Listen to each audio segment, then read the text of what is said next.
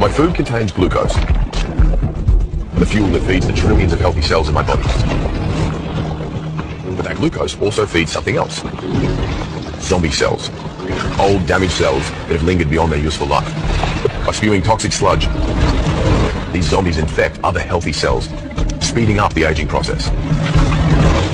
Everything from hair loss and wrinkles to the onset of arthritis, cancer, and dementia.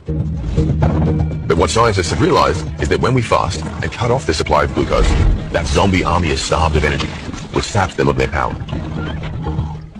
When food is plentiful, our body stores excess energy in the form of fat, under the skin and around the internal organs.